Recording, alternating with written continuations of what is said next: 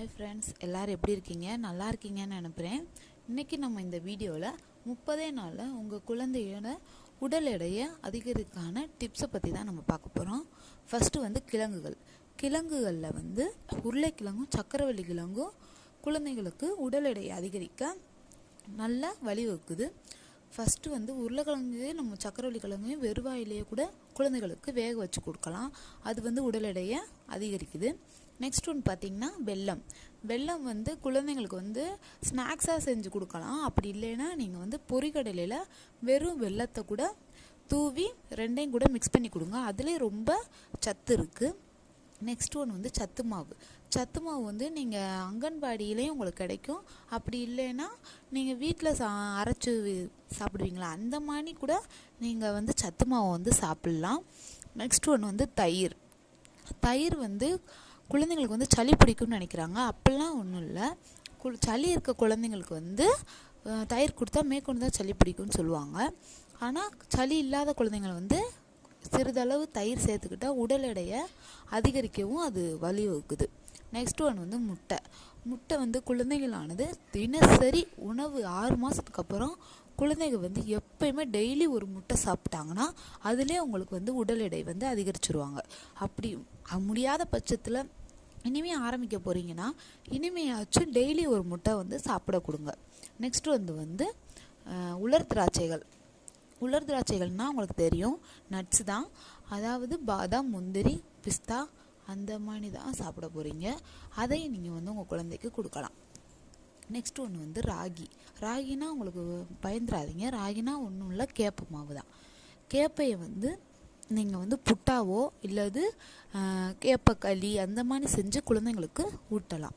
Next ஒன்று பழங்களில் பார்த்திங்கன்னா சப்போட்டா பழம், அப்புறம் பேரிச்சம்பழம், அந்த மாதிரி பருப்பு வகைகளையும் நீங்கள் கொடுக்கலாம்.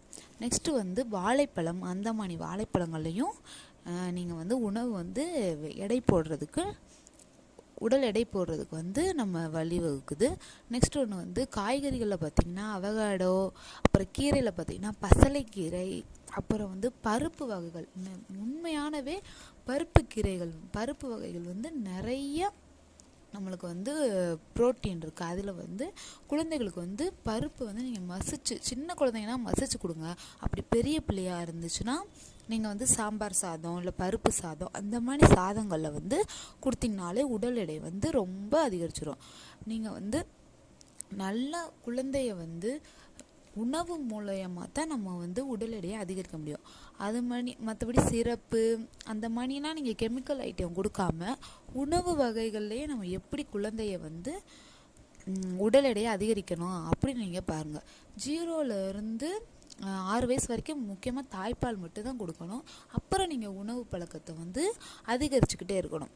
ஃபஸ்ட்டு நீங்கள் குழந்தைய வாங்கி கொடுக்காதீங்க. கடையில் நீங்கள் வாங்காதீங்க.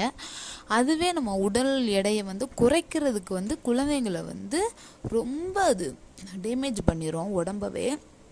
தயவு செய்து யாரும் குழந்தைங்களுக்கு ஸ்நாக்ஸோ கடையிலேருந்து வாங்காதீங்க. அப்படி நீங்கள் கடல மிட்டாய் அந்த மாதிரி ஸ்நாக்ஸ் கூட நீங்கள் வாங்கி தரலாம். கடல மிட்டாய், பிஸ்கட் அந்த மாதிரி நேச்சுரல் ஐட்டத்தில் செய்வாங்களா, அந்த மாதிரி ஸ்நாக்ஸ்லாம் நீங்கள் வாங்கி கொடுங்க. தயவு செய்து குக்குரே, ஜூஸு, அந்த மாதிரி ஜெல்லி அந்த மாதிரிலாம் நீங்கள் வாங்கி தர வேணாம்.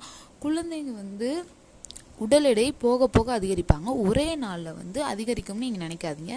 நான் சொன்ன டிப்ஸை நீங்கள் டெய்லி கூட ஃபாலோ பண்ணலாம் பரவாயில்ல. ஒரு நாள் விட்டு ஒரு நாள் உங்களால் கண்டிப்பாக ஃபாலோ பண்ண முடியும்.